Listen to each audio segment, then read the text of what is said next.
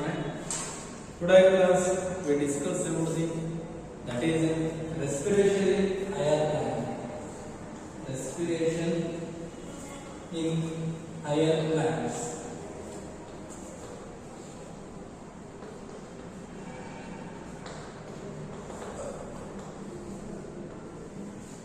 Discuss the need and ACD points. Respiration in higher plants. ಇವಾಗಲೇ study ಮಾಡಿದಿರಾ, ಇದರೊಳಗೆ ಏನು ಬರುತ್ತೆ ಅಂತ ಗೊತ್ತಿದೆ, ಕಾನ್ಸೆಪ್ಟ್ ಗೊತ್ತಿದೆ. ಈ ಕಾನ್ಸೆಪ್ಟ್ಗಳು ಏನಪ್ಪ ಅಂದ್ರೆ ಗ್ಲೈಕೋಲಿಸಿಸ್ ಇರ್ಬೋದು, ಕ್ರಬ್ ಸೈಕಲ್ಸ್ ಇರ್ಬೋದು, ಮತ್ತೆ ಕೀಮೋ ಆಸ್ಮೋಟಿಕ್ ಹೈಪೋಥಿಸಿಸ್ ಇರ್ಬೋದು, ಮತ್ತೆ difference between C3 and C4 cycles ಇರ್ಬೋದು. ಇವೆಲ್ಲವೂ ಸಮೇತ ಮತ್ತೆ ಏರೋಬಿಕ್ ರೆಸ್ಪಿರೇಷನ್ ಅಂದ್ರೆ ಏನು, ಏನಾರೋಬಿಕ್ ರೆಸ್ಪಿರೇಷನ್ ಅಂದ್ರೆ ಏನು, ಮತ್ತೆ ಫರ್ಮೆಂಟೇಷನ್ ಅಂದ್ರೆ ಏನು, ಆ ಫರ್ಮೆಂಟೇಷನ್ ಪ್ರೊಸೆಸ್ ಯಾವ ಟೈಮಲ್ಲಿ ಆಗುತ್ತೆ, ಆ ಫರ್ಮೆಂಟೇಷನ್ ಪ್ರೊಸೆಸ್ ಏನು ರಾ ಮೆಟೀರಿಯಲ್ ಬೇಕು ಅಂತ ನೀವು ಕ್ಲಾಸಲ್ಲಿ ತಿಳ್ಕೊಂಡಿದ್ದೀರಾ. Today class we shall go to the that is a very important MCQ questions on respiration in higher plants. First we shall move on to the first question. Respiratory substrate are the organic substances which are dashed during respiration to liberate energy. ಯಾವುದೇ ಒಂದು respiration ಅನ್ನು ತಗೊಂಡ್ರೆ option ಏನಿದೆ, oxidised, option B ಏನಿದೆ reduced, option C synthesised, option D both A and B ಅಂತ ಇದೆ. ಇಲ್ಲಿ ಏನಂತ ಕೇಳ್ತಪ್ಪ, respiration is very important. It is an oxidative process. Respiration is an oxidative process in which substrate are oxidate to liberate energy inside the living cells. The common respiratory substrates are carbohydrates, protein, fat and organic acid. The most common respiratory substrate is glucose. We take any respiratory substrate, right? Like we take the carbohydrate molecule, we take the protein molecule, we take the fats. All the molecules are of the respiratory substrate. That give rise to ಏನು ಬರ್ತದಪ್ಪ, that give rise to product. ಆ respiratory substrate ಒಳಗೆ common the respiratory substrate ಯಾವ್ದಪ್ಪ ಅಂದ್ರೆ glucose. The common respiratory substrate is glucose. The common respiratory substrate is ಯಾವ್ದಪ್ಪ ಅಂದ್ರೆ common ಹೇಳೋದಪ್ಪ ಅಂದ್ರೆ glucose. ಇಲ್ಲಿ ಏನಾಯ್ತಪ್ಪ, respiratory ಅಂತ ಹೇಳ್ತೀವಿ is an oxidative process in which all the living cells are they acquired energy. All the living cells are acquired energy by the help of carbohydrates ಇರ್ಬೋದು, with the help of proteins ಇರ್ಬೋದು, with the help of fats ಇರ್ಬೋದು. Common respiratory substrate ಯಾವ್ದಪ್ಪ ಅಂದ್ರೆ glucose. ಇನ್ನೊಂದ್ಸಲಿ question ನೋಡೋಣ. The respiratory substrate are the organic substances which are dashed during respiration to liberate energy ಅಂದ್ರೆ that can be liberate energy with the help of oxidized molecule. ಯಾವುದೇ ಒಂದು oxidised molecule ಇರುತ್ತಲ್ಲ ಅದರ ಮುಖಾಂತರ ಏನು ಮಾಡುತ್ತಪ್ಪ ಅಂದ್ರೆ ರೆಸ್ಪಿರೇಟರಿ ಸಬ್ಸ್ಟ್ರೇಟ್ ಮಾಡೋಕೆ ಯೂಸ್ ದಿ ಎನರ್ಜಿ. ಅದಕ್ಕೆ option A oxidiser is exactly right answer for the first question is A option is A right answer, that is oxidized. Next we shall move on to the second question. Respiratory quotient may be represented as RQ may be represented as, ನಮಗೆ formula ಗೊತ್ತಿದೆ. RQ ಅಂದ್ರೆ ಏನಪ್ಪ, the volume of carbon dioxide is evolved. The volume of carbon dioxide is evolved divided by the volume of oxygen is consumed. The volume of oxygen is consumed.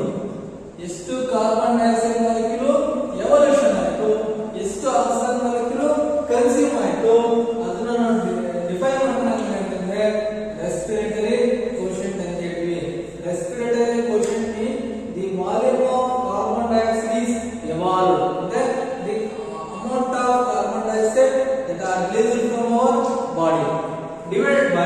The volume of oxygen is consume ಅಂದ್ರೆ ಎಷ್ಟು volume ನ ತಗೊಂತೀವಿ, ಎಷ್ಟು volume oxygen intake ಮಾಡ್ತೀವಿ, ಎಷ್ಟು volume oxygen release ಮಾಡ್ತೀವಿ, carbon dioxide liberate ಮಾಡ್ತೀವಿ. The volume of carbon dioxide is evolved, volume of oxygen is liberated ಅಂದ್ರೆ ನಾವು ಎಷ್ಟು ಕಾರ್ಬನ್ ಡೈಆಕ್ಸೈಡ್ ಲಿಬರೇಟ್ ಮಾಡ್ತೀವಿ, ಎಷ್ಟು ಆಕ್ಸಿಜನ್ ತಗೊಂತೀವಿ ಅನ್ನೋದಕ್ಕೆ ಅದನ್ನು ಡಿಫೈನ್ ಮಾಡೋಕೆ ಏನಪ್ಪ ಅಂತ ಹೇಳ್ತೀವಿ, ರೆಸ್ಪಿರೇಟರಿ ಕೋಶೆಂಟ್ ಅಂತ ಹೇಳ್ತೀವಿ. Respiratory quotient may be represented as option A, oxygen taken in carbon dioxide is evolved. Carbon dioxide is taken in oxygen is evolved. Taken of oxygen in option D, taken of carbon dioxide taken. The option is option B, carbon dioxide is taken, the volume of oxygen is evolved. The volume of carbon dioxide evolved, the number of oxygen is taken. The option B. Second question, option B is exactly right answer. Next, we shall go on to the third question. The volume of respiratory quotient. The volume of respiratory quotient in circulant is ಅಂತ ಹೇಳ್ತೀವಿ. A is option unity. Option B infinite. Option C less than unity. Option D 0 ಅಂತ ಹೇಳಿದ್ದೇನೆ. The volume of respiratory quotient in succulents. Succulents are ಯಾವಪ್ಪ? That are camp plants. That camp plant, the consumption of more carbon dioxide during the night time. ಯಾವುದೇ ಒಂದು ನಾವು night time ಅಲ್ಲಿ ಏನು ಮಾಡ್ತಂದ್ರೆ ಈ ಕ್ಯಾಂಪ್ plant ಗಳು ಏನು ಮಾಡ್ತವೆ, photosynthesis ಮಾಡ್ಕೊಳ್ಳೋದಕ್ಕೋಸ್ಕರ they take more carbon dioxide during night time than compared to the daytime. Crassalicin acid metabolic plant ಅಂತ ಹೇಳಿ ಕ್ಯಾಂಪ್ ಪ್ಲಾಂಟ್ ಅಂದ್ರೆ crassalicin acid metabolic plant. In this time they absorb more carbon dioxide during night time than compared to daytime.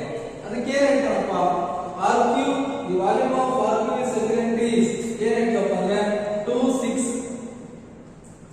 C6H12O6 glucose molecule plus 3 molecule of carbon dioxide that give us to ಏನು ಕೊಡುತ್ತಪ್ಪ 3C4H6O3 that give us to malic acid. That give us to malic acid ಏನಾಗುತ್ತೆ infinity ಏನಪ್ಪ ಅಂತ ಹೇಳ್ತೀವಿ. That is an RQ value ಏನಪ್ಪ ಅಂತ ಹೇಳ್ತೀವಿ. That is carbon dioxide is 0, then oxygen is also 0. That gives us infinity is the respiratory quotient of plant is 0 because the carbon dioxide is evolved is 0. The volume of oxygen consumed is 0. ಯಾಕಂದ್ರೆ ಈ oxygen ನ consume ಮಾಡೋದು ಮತ್ತೆ ಆ carbon dioxide evolve ಮಾಡೋದು ಅಂದ್ರೆ day time. ಅದೇ ನಮ್ಮ ಕ್ಯಾಂಪ್ ಪ್ಲಾಂಟ್ ಎವಾಲ್ವ್ ರೆಸ್ಪೈರ್ ಮಾಡೋದು ಯಾವಾಗ ಅಂದ್ರೆ ನೈಟ್ ಟೈಮ್. ಇನ್ ಈ ಕ್ಯಾಂಪ್ plant they can respire with the help of photosynthesis during night time. ಅದಕ್ಕೆ ಏನು ಮಾಡ್ತಂದ್ರೆ RQ value of carbon dioxide is also 0. The amount of oxygen consumed is also 0. Option D is exactly right answer. Option D is 0. Next, we go for fourth question. RQ is an anaerobic respiration. RQ is an anaerobic respiration. ಏನಂತಂದ್ರೆ that is 0.7, 0.7. Option B 0.9. Option C unity. Option D infinity. ಯಾಕಪ್ಪ infinity ಅಂತ ಹೇಳ್ತಿದ್ರೆ that is a C6H12O6 glucose molecule with the help of enzyme zymase. With the help of enzyme zymase to give us to 2CO2 plus ಏನು ಮಾಡ್ತೀವಿ 2 molecule of C2H5OH molecule. That is by the RQ value is 2CO2, 2 carbon dioxide CO2, and 0 what is there 0. That why is called as infinity ಅಂತ ಹೇಳ್ತೀವಿ. Infinity ಅಂತ ಹೇಳಲಿಕ್ಕೆ option D is exactly right answer, infinity. Next, fifth question. Instantaneous source of energy is. ನಮಗೆ energy ಎಲ್ಲಿಂದ ಬರುತ್ತಪ್ಪ, ನಮ್ಮ body ಒಳಗೆ instant ಆಗಿ ಎನರ್ಜಿ ಎಲ್ಲಿಂದ ಸಿಗುತ್ತಪ್ಪ ಅಂದ್ರೆ option A protein, option B fats, option C nucleic acid, option D glucose. Glucose is an energy currency ಅಂತ ಹೇಳ್ತೀವಿ. ಆ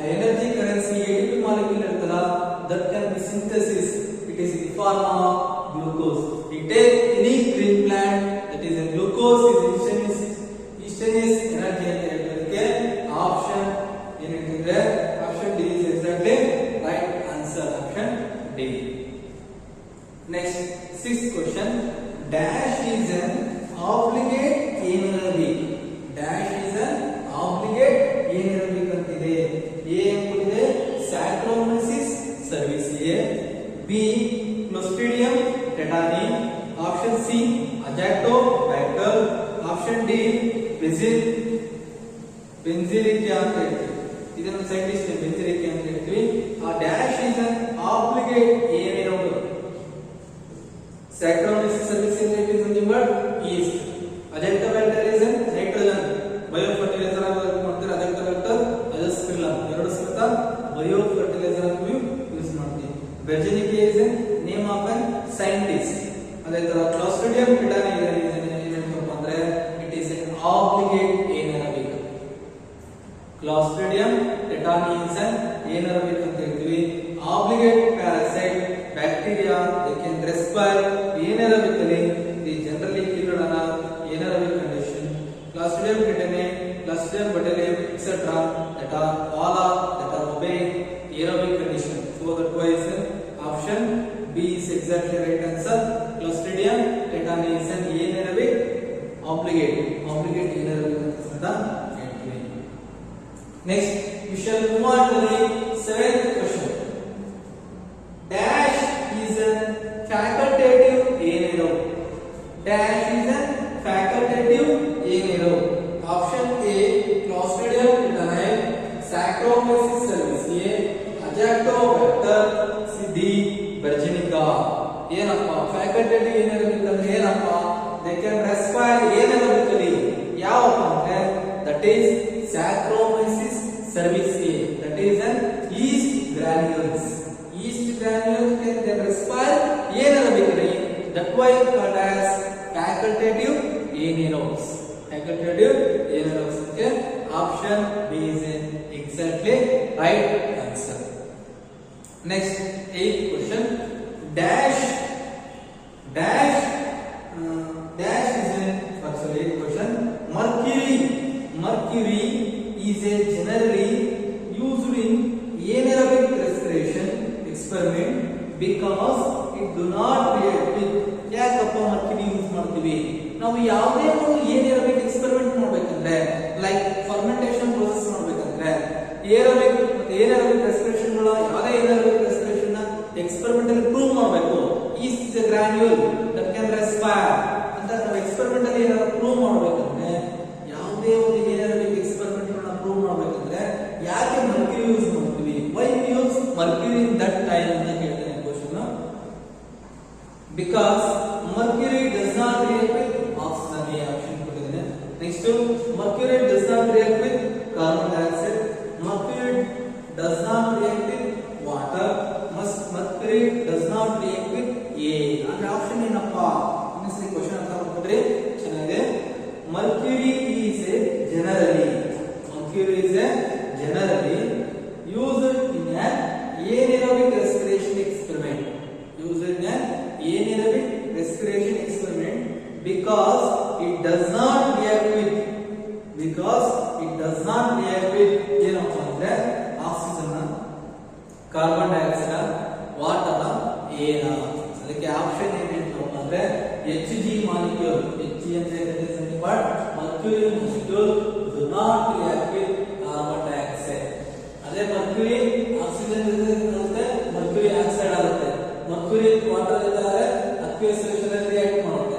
ಮರ್ಕ್ಯುರಿ ಏರ್ ಆಕ್ಸೈಡ್ ಆಗಿ ಫಾರ್ಮೇಷನ್ ಆಗುತ್ತೆ, ಮರ್ಕ್ಯುರಿ ಆಕ್ಸೈಡ್. ಅದಕ್ಕೆ ಏನು ಹೇಳ್ತಿದ್ರೆ mercury does not react with carbon dioxide. Mercury does not react with carbon dioxide. ಅದಕ್ಕೆ option B is exactly right answer. Next, ninth question. A dove kept overnight in a warm weather. A dove kept overnight in a warm weather become soft and spongy. Due to absorption of carbon dioxide from atmosphere. Option B, inhibition. Option C, fermentation. Option D, all of these. ಏನಪ್ಪ ಅಂದ್ರೆ correct answer. Dove kept overnight in a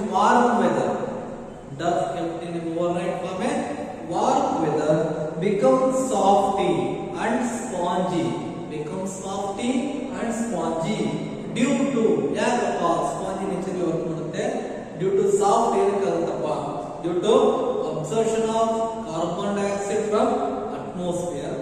option B inhibition, option C fermentation, option D all of these.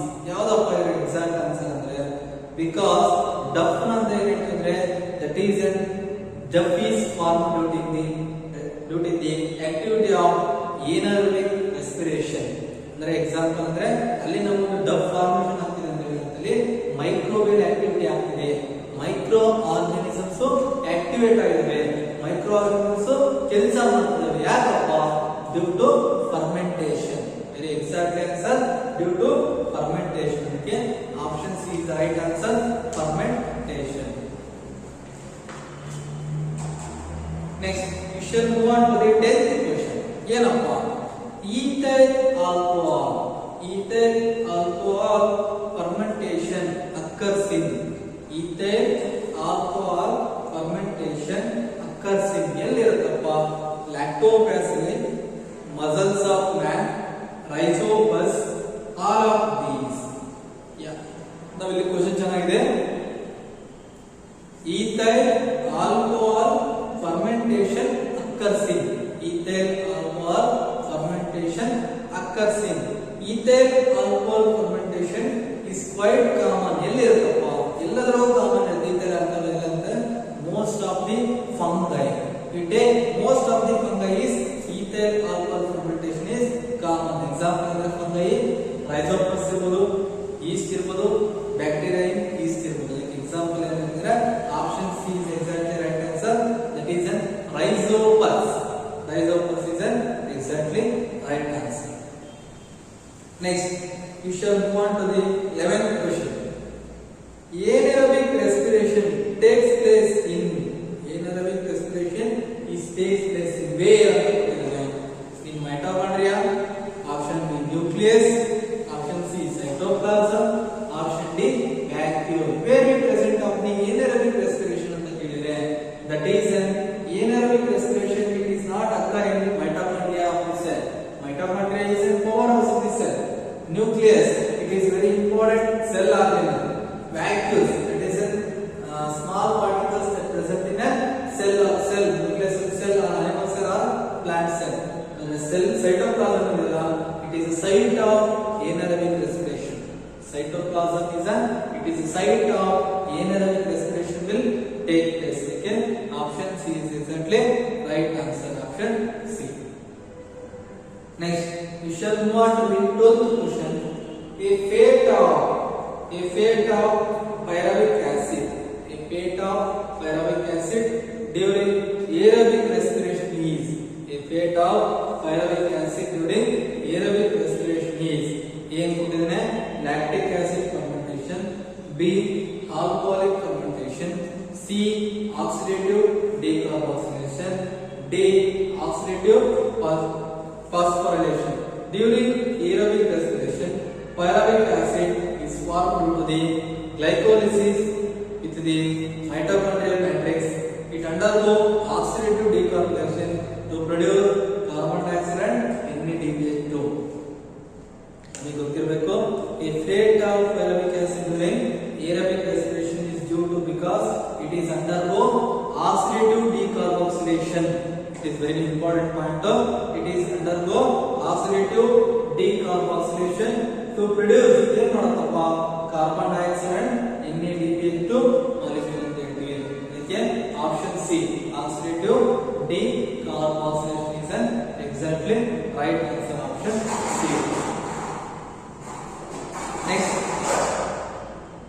Next we go for 13th question. which steps is called gateway step? which step is called as gateway step, link reaction in an aerobic respiration? option A glycolysis, option B formation of acetyl coenzyme A, option C citric acid formation, option D ETS terminal oxidation. which step is a gateway step? which step is a gate-based step or link reaction with aerobic respiration, the glycolysis, formation of acetyl coenzyme, option C citric acid formation, option D electron transport system terminal oxidation. The product containing sulfur they contain with coenzyme for acetyl CoA. ಏನಂದ್ರೆ ಯಾವುದು gate-based step ಅಂದ್ರೆ formation of acetyl CoA. That is an answer. Option B is exactly right answer. Next, we shall move on to the 14th question. ಏನಪ್ಪ 14th question ಏನಪ್ಪ? ಈ 14th question ಏನು ಕೊಟ್ಟಿದ್ದಾರೆ ನೋಡಿ, seeds respire. Seeds respiring ಏನಪ್ಪ? Seeds respiring presence of oxygen, presence of carbon dioxide, absence of oxygen, both A and B. Presence of oxygen, presence of carbon dioxide, absence of oxygen, both A and B. ಏನಂತಪ್ಪ? Seeds can respire aerobic respiration. Seeds can respire aerobic respiration. Main source of energy. Main source of energy for until seedling formation into leaf.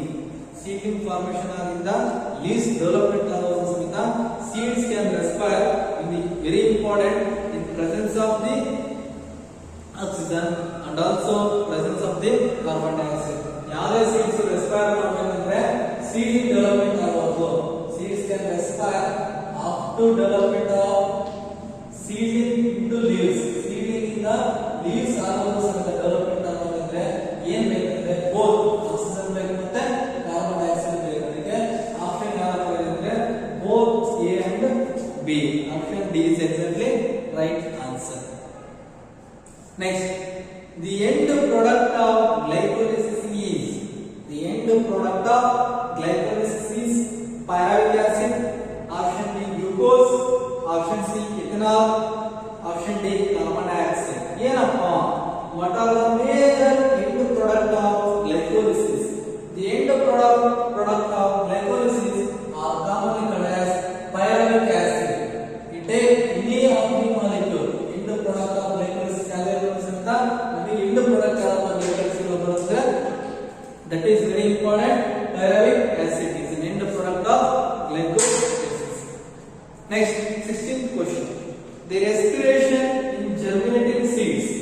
The respiration in germinating seeds produce energy which can be detected in the form of produced energy detected in the form of dash A water, A heat, C oxygen, option D carbon dioxide.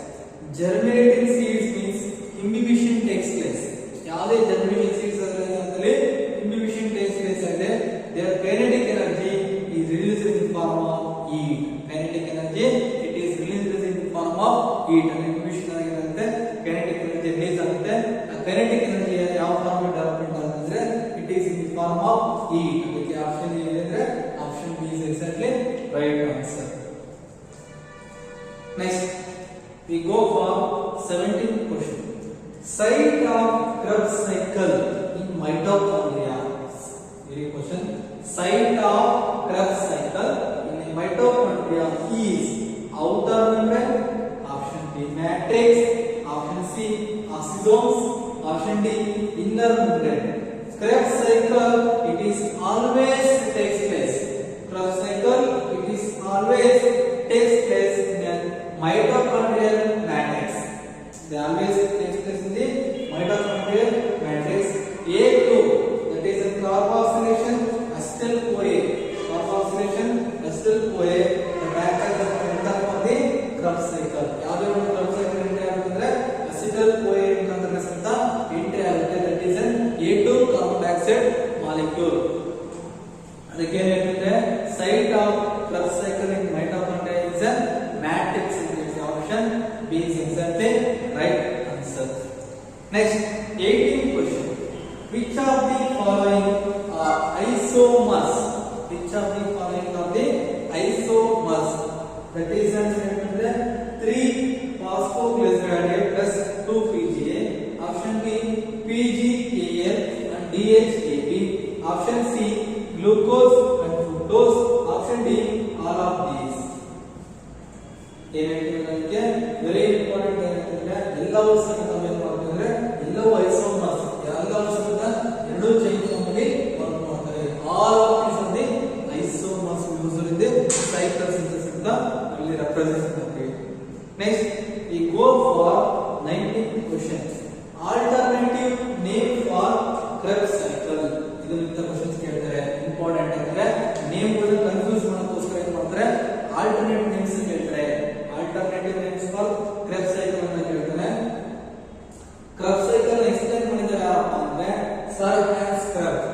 Krebs cycle explain ಮಾಡಿದ್ದಾರೆ ಅಂದ್ರೆ sir Hans ಕ್ರೆಬ್ಸ್ in 1937 ನೊಳಗೆ sir Hans ಕ್ರೆಬ್ಸ್ ಅವರು ಏನ್ ಮಾಡ್ತಾರೆ, ಈ Krebs cycle explain ಮಾಡ್ತಾರೆ.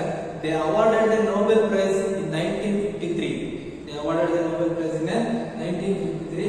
Krebs cycle ಗೆ ಆಧಾರ ಅಂತಂದ್ರೆ citric acid cycle, CA cycle ಅಂತ ಹೇಳ್ತೀವಿ.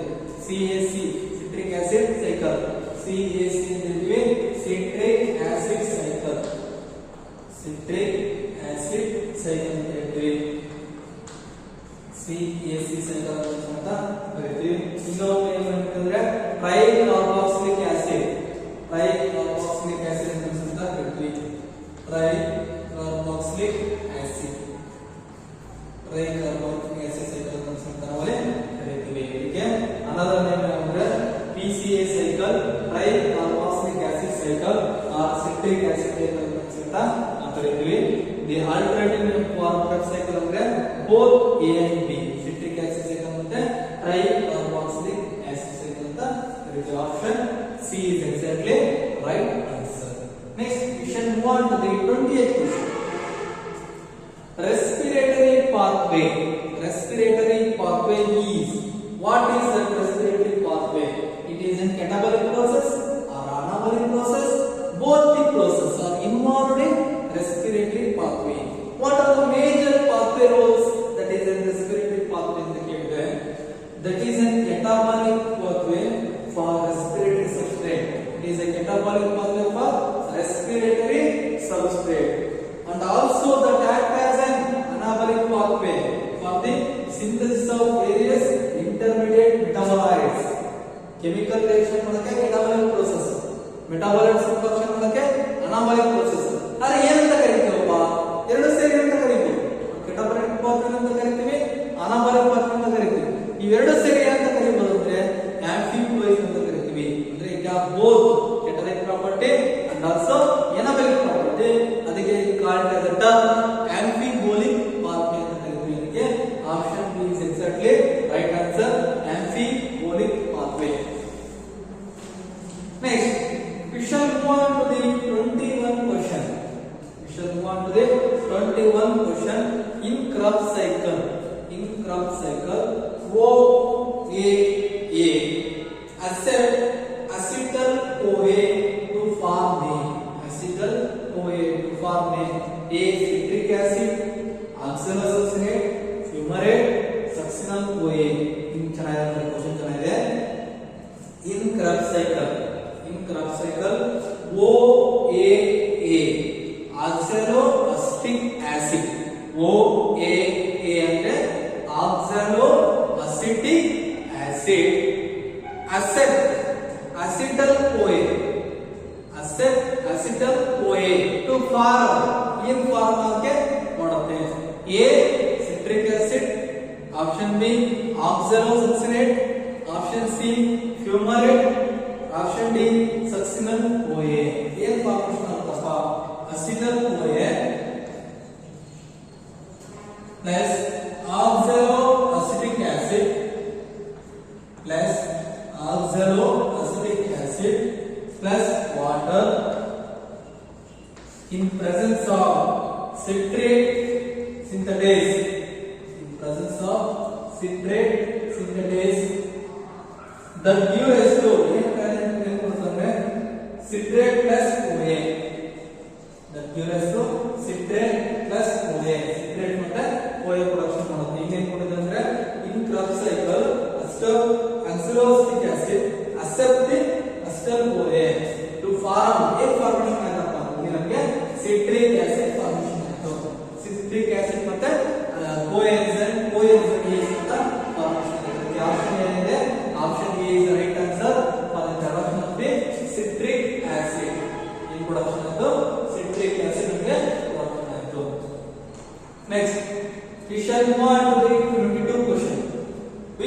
the following is a 4-carbon compound? Which of the following is an 4-carbon compound? ಯಾವಪ್ಪ? oxaloacetic acid, phosphoglyceric acid, ribulose biphosphate, phosphophenol thiamine. ಇಲ್ಲಿ ಯಾವಪ್ಪ 4-carbon compound ಯಾವಪ್ಪ ಅಂದ್ರೆ exact ಆಗಿ without doubt ಏನು ಹೇಳೋದಂದ್ರೆ oxaloacetic acid is a 4-carbon compound.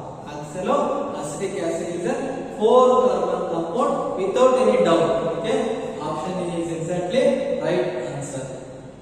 Next, 23rd question. The net gain of ATP, the net gain of ATP molecule in glycolysis, net gain of ATP molecule in glycolysis during aerobic respiration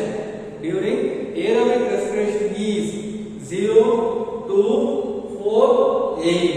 ಎಷ್ಟು molecule ATP ಬರುತ್ತಪ್ಪ ಒಂದು ಸರಿ glycolysis ಆದ್ರೆ aerobic respiration ಗೆ it give 8 molecule of ATP. ಎಷ್ಟು molecule ATP ಬರುತ್ತಂದ್ರೆ it gives to 8 molecules of ATP for one glycolysis of aerobic respiration. Aerobic respiration ಮಾಡಿದಾಗ ಮಾತ್ರ 8 ATP will be liberated. 8 ATP will be liberated. Option D. Next, 24. During complete metabolism of glucose, the number of ATP formed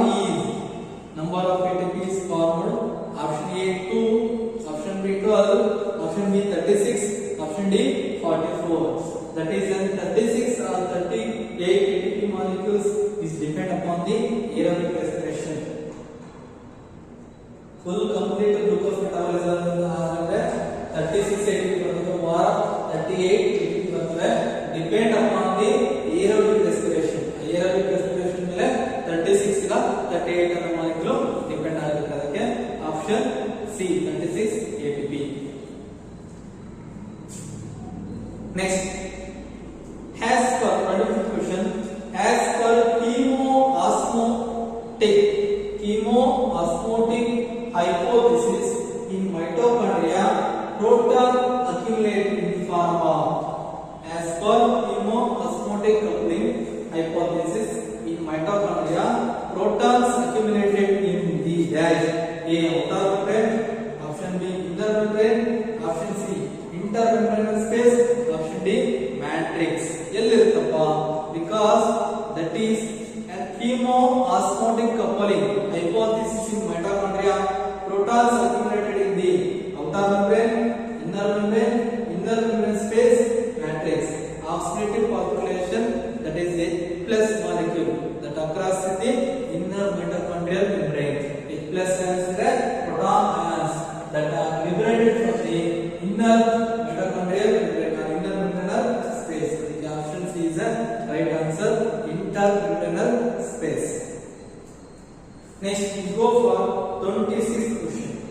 Which of these are respiratory poisons?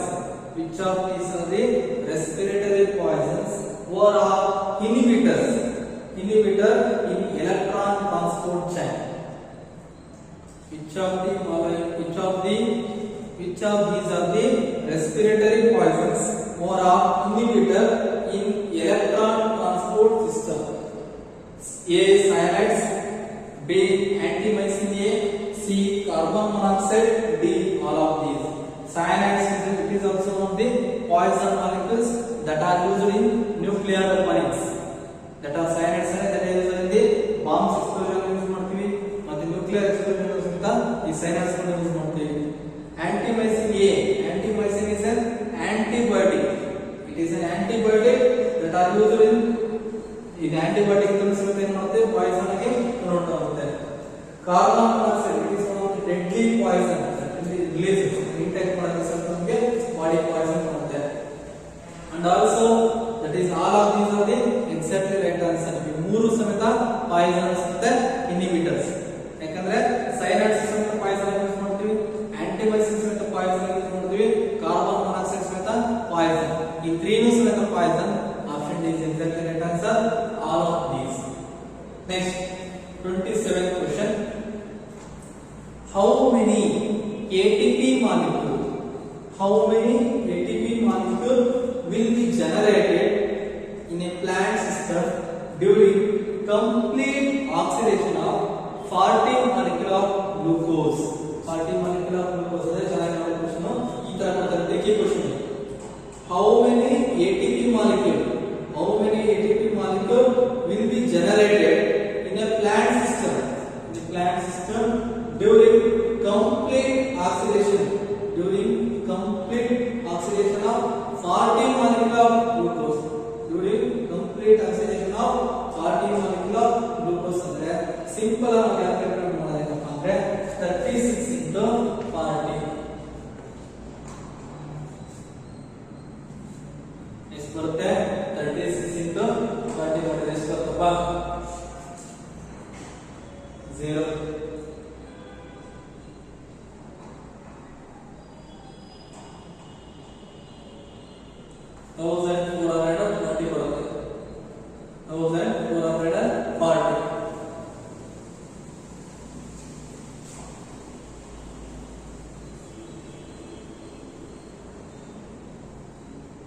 ಇಷ್ಟು ಮಾಡಿದ್ರೆ ಸಾಕು.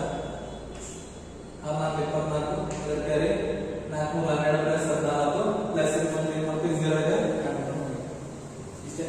Simple calculation. 36 into 40 ಮಾಡಿದ್ರೆ ಬರುತ್ತೆ 36 8 ಇಲ್ಲ 38 ಬರ್ತವೆ. 40 glucose ಅಂದ್ರೆ 0 ತಗೊಂಡ್ರೆ 6 4 24 ಗೆ 4 2 ಕ್ಯಾರಿ 6 4 3 12 plus 14 ಈಗ 0 ಆಗುತ್ತೆ. 1440. Option C is exactly right answer. ಯಾಕಂದ್ರೆ ಒಂದು ಸೈಕಲ್ ಯೂಸ್ ಮಾಡ್ತವೆ 36 80 40 ಕೊಟ್ಟಿದೆ ಮಾಡೋಣ. ಅದೇ ತರ 36 80 30 ಗೆ ಕೊಟ್ಟರೆ 30 ಗೆ ಸಿಂಪಲ್ 0 ಬಿಡಿ 3 6 3 18 1 ಕ್ಯಾರಿ 3 3 9 plus 1 10 ಅಲ್ಲಿಗೆ 1080 ಮಾರ್ಕ್ಸ್ 30 ಗೆ. ಅದೇ ತರ 20 ಗೆ ಆದ್ರೆ 36 into 20 ಆದ್ರೆ 0 ಬಿಡಿ 2 6 12 1 ಕ್ಯಾರಿ 3 2 6 plus 1 7 700. ಅದೇ 10 ಗೆ ಆದ್ರೆ 360 ಆಗಿ ನೋಡ್ತಾರೆ. ಇಷ್ಟು ಮಾಲಿಕ್ಯೂಲ್ಸ್ ಇದಕ್ಕೆ ಸಿಂಥೆಸಿಸ್ ಆಗುತ್ತೆ ಅಂತ ಹೇಳಿ ಕ್ಯಾಲ್ಕುಲೇಟ್ ಮಾಡ್ತಿದ್ದಕ್ಕೆ option C is exactly right answer. Next 28. Oxidation of 1 NaDH2 and 1 FADH2 respectively give rise to dash number of ATP molecules. NADH2 ಎಷ್ಟಿದೆ? NADH2 2 ಇದೆ, FADH2 2 ಇದೆ. ಎಷ್ಟು ATP molecule ಕೊಡುತ್ತೆ? 3 to